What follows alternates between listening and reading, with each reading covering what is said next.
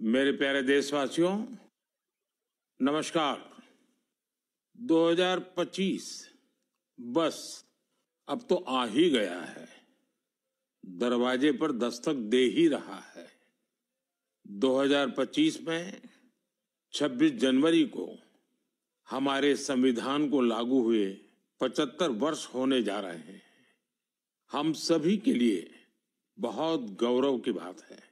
हमारे संविधान निर्माताओं ने हमें जो संविधान सौंपा है वो समय की हर कसौटी पर खरा उतरा है। संविधान हमारे लिए गाइडिंग लाइट है, हमारा मार्गदर्शक है।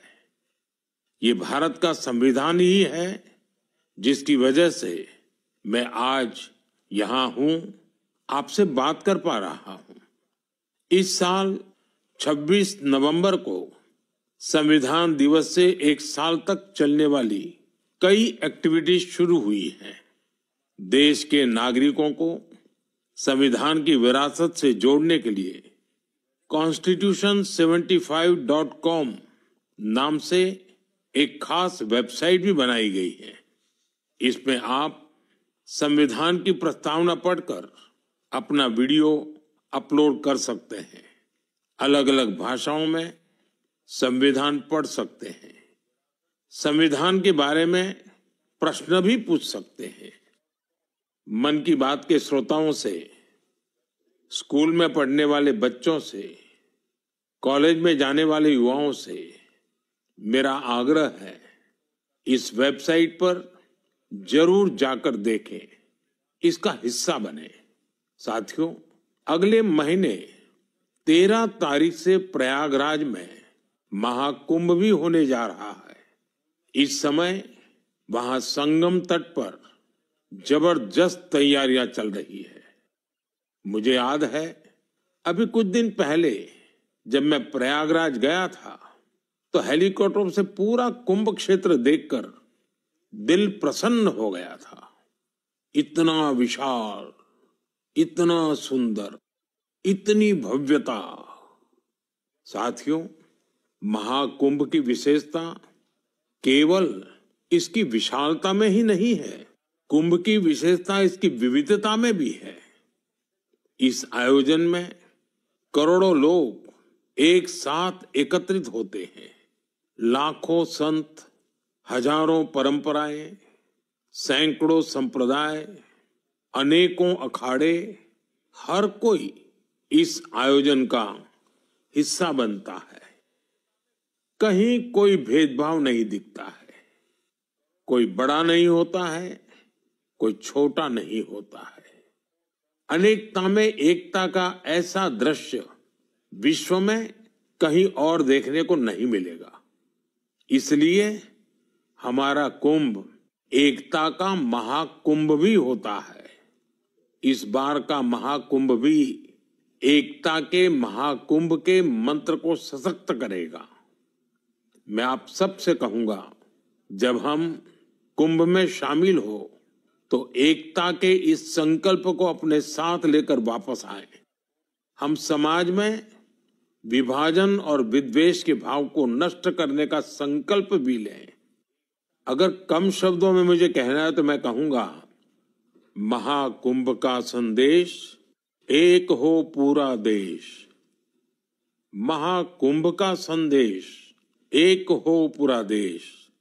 और अगर दूसरे तरीके से कहना है तो मैं कहूंगा, गंगा की अविरल धारा, न बटे समाज हमारा। गंगा की अविरल धारा, न बटे समाज हमारा। साथियों, इस बार प्रयागराज में देश और दुनिया के श्रद्धालु डिजिटल महाकुंभ के भी साक्षी बनेंगे। डिजिटल नेविगेशन की मदद से आपको अलग अलग घाट, मंदिर, साधुओं के अखाड़ों तक पहुंचने का रास्ता मिलेगा। यही नेविगेशन सिस्टम आपको पार्किंग तक पहुंचने में भी मदद करेगा। पहली बार कुंभ आयोजन में AI चैटबॉट का प्रयोग होगा। एआई चैटबॉट के माध्यम से 11 भारतीय भाषाओं में कुंभ से जुड़ी हर तरह की जानकारी हासिल की जा सकेगी। इस चैटबॉट से कोई भी टेक्स्ट टाइप करके या बोलकर किसी भी तरह की मदद मांग सकता है। पूरा मेला क्षेत्र को एआई पावर्ड कैमरा से कवर किया जा रहा है। कुंभ में अगर कोई अपने परिचित से बिछड़ जाएगा तो इन कैमरों से उन्हें खोजने में भी मदद मिलेगी। श्रद्धालुओं को digital lost and found centre की सुविधा भी मिलेगी। श्रद्धालुओं को मोबाइल पर गवर्नमेंट अप्रूव्ड टूर पैकेजेस, ठहरने की जगह और होम स्टे के बारे में भी जानकारी दी जाएगी। आप भी महाकुंभ में जाएं तो इन सुविधाओं का लाभ अवश्य उठाएं। और हाँ, हैशटैग एकता का महाकुंभ के साथ अपनी सेल्फी जरूर अपलोड करिएगा। साथियों, मन की बात यानी MKB में अब बात KTB की।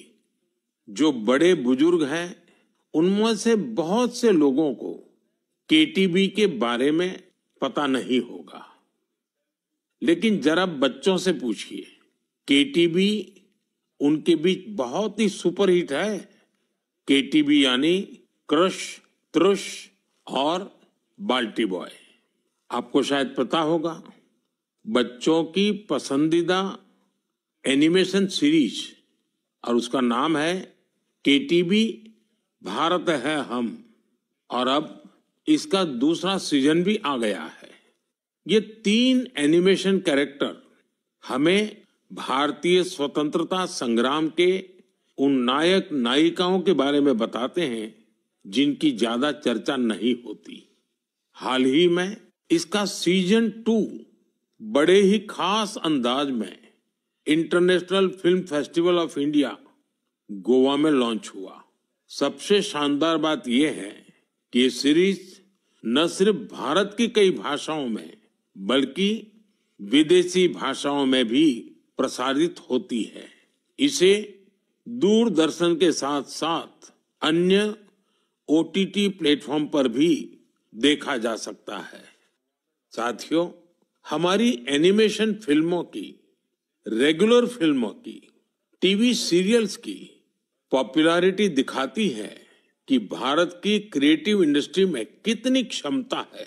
यह इंडस्ट्री न सिर्फ देश की प्रगति में बड़ा योगदान दे रही है, बल्कि हमारी इकोनॉमी को भी नई ऊंचाइयों पर ले जा रही है।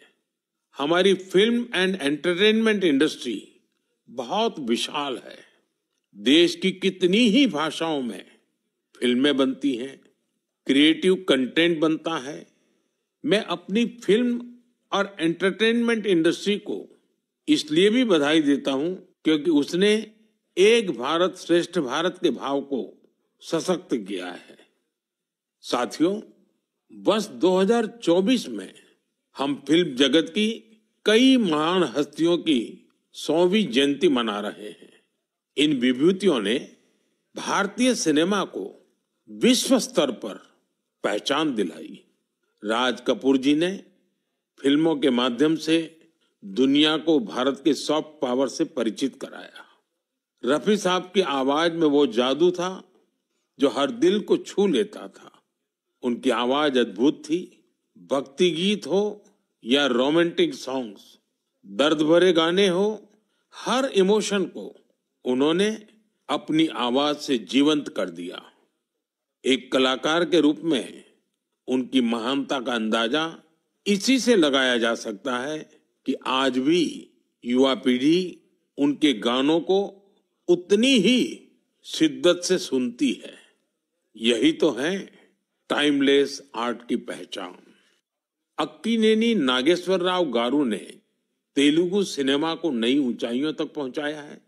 उनकी फिल्मों ने भारतीय परंपराओं और मूल्यों को बखूबी प्रस्तुत किया। तपन सिन्हा जी की फिल्मों ने समाज को एक नई दृष्टि दी। उनकी फिल्मों में सामाजिक चेतना और राष्ट्रीय एकता का संदेश रहता था। हमारी पूरी फिल्म इंडस्ट्री के लिए इन हस्तियों का जीवन प्रेरणा जैसा है। साथियों, मैं आपको एक और खुशखबरी देना चाहता हूं।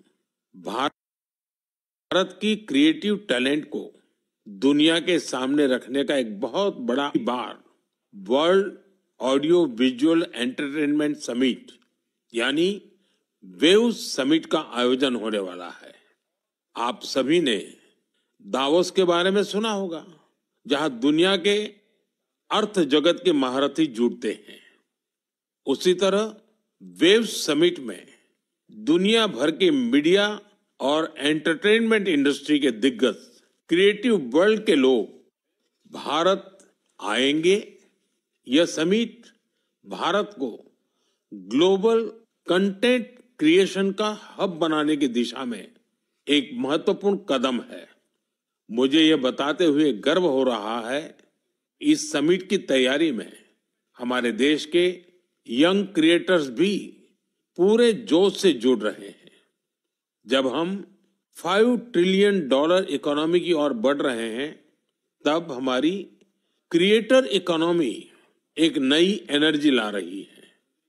मैं भारत की पूरी एंटरटेनमेंट और क्रिएटिव इंडस्ट्री से आग्रह करूंगा, चाहे आप यंग क्रिएटर हो या एस्टैब्लिश्ड आर्टिस्ट, बॉलीवुड से जुड़े हो या रीजनल सिनेमा से, टीवी इंडस्ट्री के प्रोफेशनल हो या एनिमेशन के एक्सपर्ट, गेमिंग से जुड़े हो या एंटरटेनमेंट टेक्नोलॉजी के इनोवेटर, आप सभी वेव समिट का हिस्सा बने।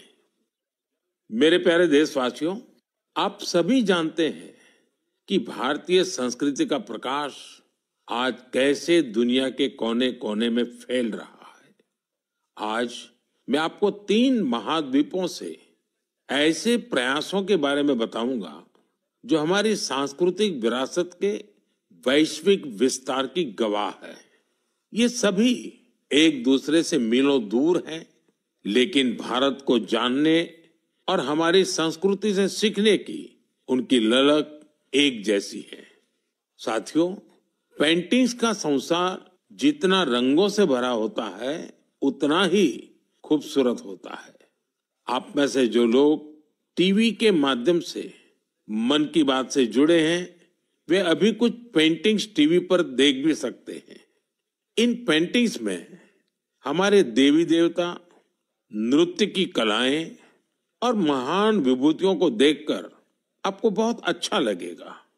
इनमें आपको भारत में पाए जाने वाले जीव जंतुओं से लेकर और भी बहुत कुछ देखने को मिलेगा। इनमें ताजमहल की एक शानदार पेंटिंग भी शामिल है, जिसे 13 साल की एक बच्ची ने बनाया है। आपको ये जानकर हैरानी होगी कि इस दिव्यांग बच्ची ने अपने मुंह से इस पेंटिंग को तैयार किया है। सबसे दिलचस्प बात यह है कि इन पेंटिंग्स को बनाने वाले भारत के नहीं, बल्कि इजिप्ट के स्टूडेंट्स हैं, वहां के विद्यार्थी हैं। कुछ ही हफ्ते पहले इजिप्ट के करीब 23,000 स्टूडेंट्स ने एक पेंटिंग प्रतियोगिता में हिस्सा लिया था। वहां उन्हें भारत की संस्कृति और दोनों देशों के ऐतिहासिक संबंधों को बताने वाली पेंटिंग तैयार करनी थी। मैं इस प्रतियोगिता में हिस्सा लेने वाले सभी युवाओं की सराहना करता हूं। उनकी क्रिएटिविटी की जितनी भी प्रशंसा की जाए वो कम है। साथियों, दक्षिण अमेरिका का एक देश है पराग्वे। वहां रहने वाले भारतीयों की संख्या 1,000 से ज्यादा नहीं होगी। पराग्वे में एक अद्भुत प्रयास हो रहा है। वहां भारतीय दूतावास में Erica Huber free Ayurveda consultation देती है। आयुर्वेद की सलाह लेने के लिए आज उनके पास स्थानीय लोग भी बड़ी संख्या में पहुंच रहे हैं। एरिका ह्यूबर ने भले ही इंजीनियरिंग की पढ़ाई की हो, लेकिन उनका मन तो आयुर्वेद में ही बसता है। उन्होंने आयुर्वेद से जुड़े कोर्सेज किए थे और समय के साथ वे इसमें पारंगत होती चली गई। साथियों, ये हमारे लिए बहुत गर्व की बात है कि दुनिया की सबसे प्राचीन भाषा तमिल है और हर हिंदुस्तानी को इसका गर्व है। दुनिया भर के देशों में इसे सीखने वालों की संख्या लगातार बढ़ रही है। पिछले महीने के आखिर में फिजी में भारत सरकार के सहयोग से तमिल टीचिंग प्रोग्राम शुरू हुआ। बीते 80 वर्षों में यह पहला अवसर है जब फिजी में तमिल के ट्रेन टीचर्स इस भाषा को सिखा रहे हैं। मुझे ये जानकर अच्छा लगा कि आज फिजी के स्टूडेंट्स तमिल भाषा और संस्कृति को सीखने में काफी दिलचस्पी ले रहे हैं। साथियों, ये बातें, ये घटनाएं सिर्फ सफलता की कहानियां नहीं है, ये हमारी सांस्कृतिक विरासत की भी गाथाएं हैं। ये उदाहरण हमें गर्व से भर देते हैं। आर्ट से आयुर्वेद तक और लैंग्वेज से लेकर म्यूजिक तक भारत में इतना कुछ है जो दुनिया में छा रहा है। साथियों, सर्दी के इस मौसम में देश भर से खेल और फिटनेस को लेकर कई एक्टिविटीज हो रही हैं। मुझे खुशी है कि लोग फिटनेस को अपनी दिनचर्या का हिस्सा बना रहे हैं। कश्मीर में स्कीइंग से लेकर गुजरात में पतंगबाजी तक हर तरफ खेल का उत्साह देखने को मिल रहा है। संडे ऑन साइकिल और साइकिलिंग ट्यूसडे जैसे अभियानों से साइकिलिंग को बढ़ावा मिल रहा है। साथियों, अब मैं आपको एक ऐसी अनोखी बात बताना चाहता हूं जो हमारे देश में आ रहे बदलाव और युवा साथियों के जोश और जज्बे का प्रतीक है। क्या आप जानते हैं कि हमारे बस्तर में एक अनूठा ओलंपिक शुरू हुआ है? जी हां, पहली बार हुए बस्तर ओलंपिक से बस्तर में एक नई क्रांति जन्म ले रही है। मेरे लिए ये बहुत ही खुशी की बात है कि बस्तर ओलंपिक का सपना साकार हुआ है। आपको भी ये जानकर अच्छा लगेगा कि यह उस क्षेत्र में हो रहा है जो कभी माओवादी हिंसा का गवाह रहा है। बस्तर ओलंपिक का शुभंकर है वन भैंसा और पहाड़ी मैना। इसमें बस्तर की समृद्ध संस्कृति की झलक दिखती है। इस बस्तर खेल महाकुंभ का मूल मंत्र है करसायता बस्तर, बरसायता बस्तर, यानी खेलेगा बस्तर, जीतेगा बस्तर। पहली ही बार में बस्तर ओलंपिक में 7 जिलों के 1,65,000 खिलाड़ियों ने भाग लिया है। यह सिर्फ एक आंकड़ा नहीं है, यह हमारे युवाओं के संकल्प की गौरव गाथा है।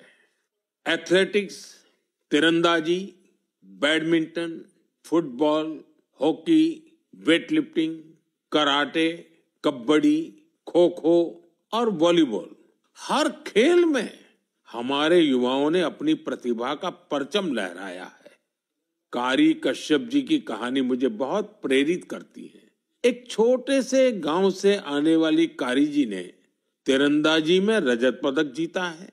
वे कहती है, बस्तर ओलंपिक ने हमें सिर्फ खेल का मैदान ही नहीं, जीवन में आगे बढ़ने का अवसर दिया है।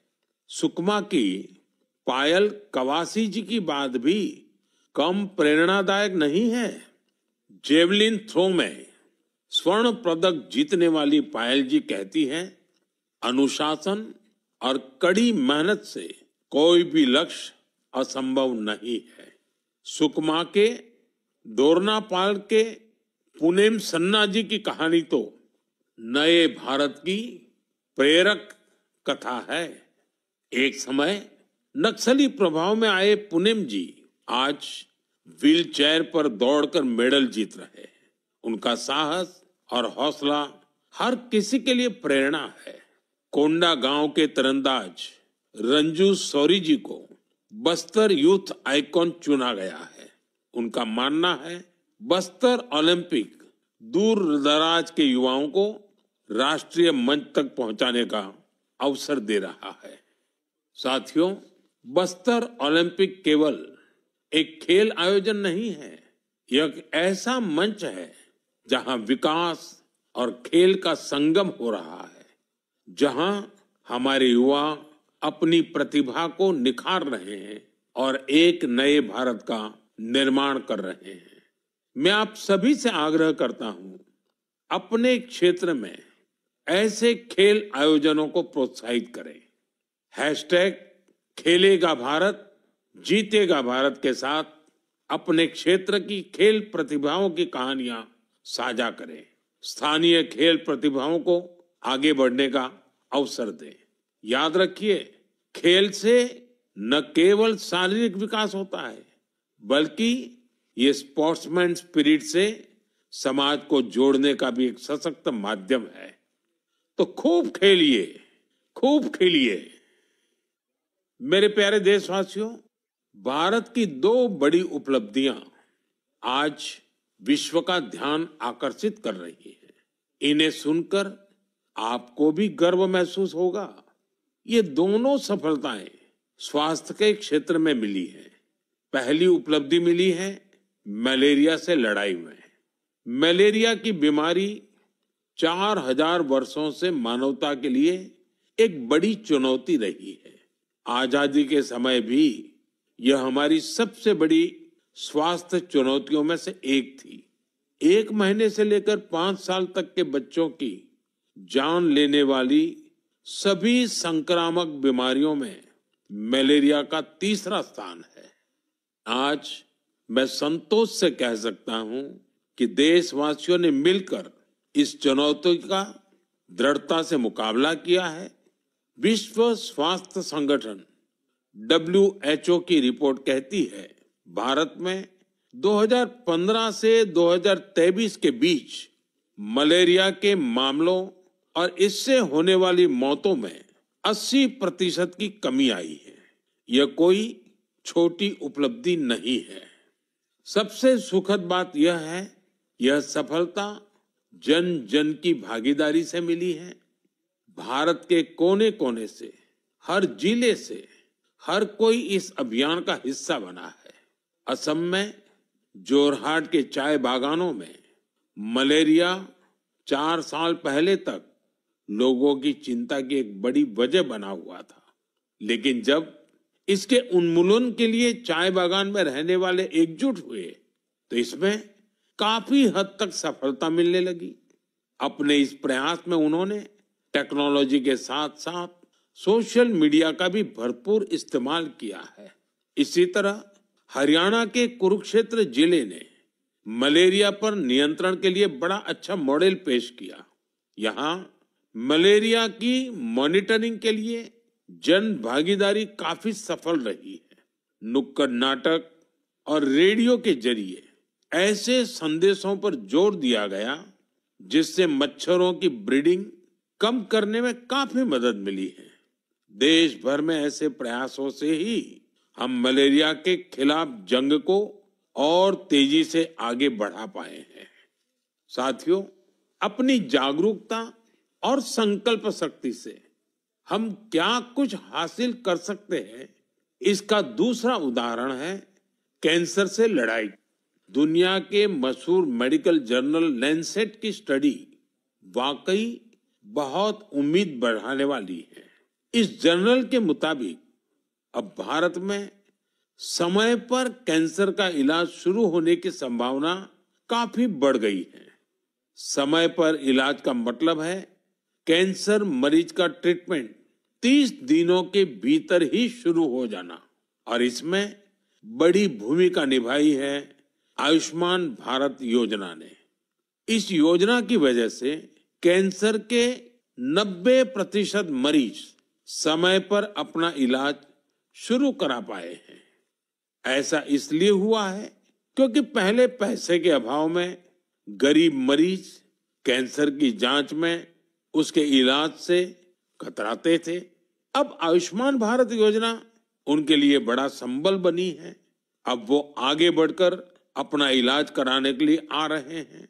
आयुष्मान भारत योजना ने कैंसर के इलाज में आने वाली पैसों की परेशानी को काफी हद तक कम किया है। अच्छा ये भी है कि आज समय पर कैंसर के इलाज को लेकर लोग पहले से कहीं अधिक जागरूक हुए हैं।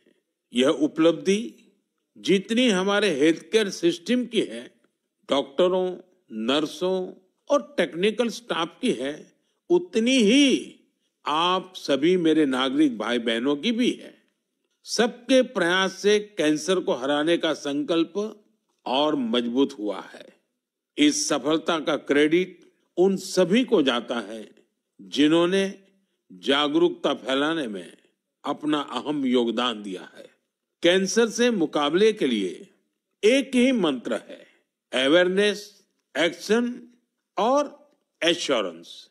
अवेयरनेस यानी कैंसर और इसके लक्षणों के प्रति जागरूकता, एक्शन यानी समय पर जांच और इलाज, एश्योरेंस यानी मरीजों के लिए हर मदद उपलब्ध होने का विश्वास। आइए हम सब मिलकर कैंसर के खिलाफ इस लड़ाई को तेजी से आगे ले जाएं और ज्यादा से ज्यादा मरीजों की मदद करें। मेरे प्यारे देशवासियों, आज मैं आपको उड़ीसा के कालाहांडी के एक ऐसे प्रयास की बात बताना चाहता हूं जो कम पानी और कम संसाधनों के बावजूद सफलता की नई गाथा लिख रहा है। यह है कालाहांडी की सब्जी क्रांति। जहां कभी किसान पलायन करने को मजबूर थे, वहीं आज कालाहांडी का गोला मुंडा ब्लॉक एक वेजिटेबल हब बन गया है। यह परिवर्तन कैसे आया? इसकी शुरुआत सिर्फ 10 किसानों के एक छोटे से समूह से हुई। इस समूह ने मिलकर एक एफपीओ किसान उत्पाद संघ की स्थापना की, खेती में आधुनिक तकनीक का इस्तेमाल शुरू किया और आज उनका ये एफपीओ करोड़ों का कारोबार कर रहा है। आज 200 से अधिक किसान इस एफपीओ से जुड़े हैं, जिनमें 45 महिला किसान भी हैं। ये लोग मिलकर 200 एकड़ में टमाटर की खेती कर रहे हैं, 150 एकड़ में करेले का उत्पादन कर रहे हैं। अब इस एफपीओ का सालाना टर्नओवर भी बढ़कर 1.5 करोड़ से ज्यादा हो गया है।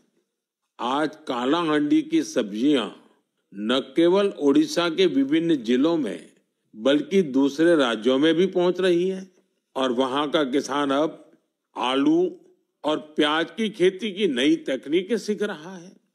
साथियों, कालाहांडी की यह सफलता हमें सिखाती है कि संकल्प शक्ति और सामूहिक प्रयास से क्या नहीं किया जा सकता। मैं आप सभी से आग्रह करता हूं, अपने क्षेत्र में एफपीओ को प्रोत्साहित करें, किसान उत्पादक संगठनों से जुड़े और उन्हें मजबूत बनाएं। याद रखिए, छोटी शुरुआत से भी बड़े परिवर्तन संभव है। हमें बस दृढ़ संकल्प और टीम भावना की जरूरत है। साथियों, आज की मन की बात में हमने सुना कि कैसे हमारा भारत विविधता में एकता के साथ आगे बढ़ रहा है। चाहे वो खेल का मैदान हो या विज्ञान का क्षेत्र, स्वास्थ्य हो या शिक्षा, हर क्षेत्र में भारत नई ऊंचाइयों को छू रहा है। हमने एक परिवार की तरह मिलकर हर चुनौती का सामना किया और नई सफलताएं हासिल की। 2014 से शुरू हुए मन की बात के 116 एपिसोड में मैंने देखा है कि मन की बात देश की सामूहिक शक्ति का एक जीवंत दस्तावेज बन गया है। आप सभी ने इस कार्यक्रम को अपनाया, अपना बनाया। हर महीने आपने अपने विचारों और प्रयासों को साझा किया। कभी किसी यंग इनोवेटर के आइडिया ने प्रभावित किया, तो कभी किसी बेटी की अचीवमेंट ने गौरवान्वित किया। यह आप सभी की भागीदारी है जो देश के कोने कोने से पॉजिटिव एनर्जी को एक साथ लाती है। मन की बात इसी पॉजिटिव एनर्जी के एम्प्लीफिकेशन का मंच बन गया है। और अब 2025 दस्तक दे रहा है। आने वाले साल में मन की बात के माध्यम से हम और भी इंस्पायरिंग प्रयासों को साझा करेंगे। मुझे विश्वास है कि देशवासियों की पॉजिटिव सोच और इनोवेशन की भावना से भारत नई ऊंचाइयों को छुएगा। आप अपने आसपास के यूनिक प्रयासों को हैशटैग मन की बात के साथ शेयर करते रहिए। मैं जानता हूं कि अगले साल की हर मन की बात में हमारे पास एक दूसरे से साझा करने के लिए बहुत कुछ होगा। आप सभी को 2025 की ढेर सारी शुभकामनाएं। स्वस्थ रहें, खुश रहें। फिट इंडिया मूवमेंट में आप भी जुड़ जाइए। खुद को भी फिट रखिए, जीवन में प्रगति करते रहें। बहुत बहुत धन्यवाद।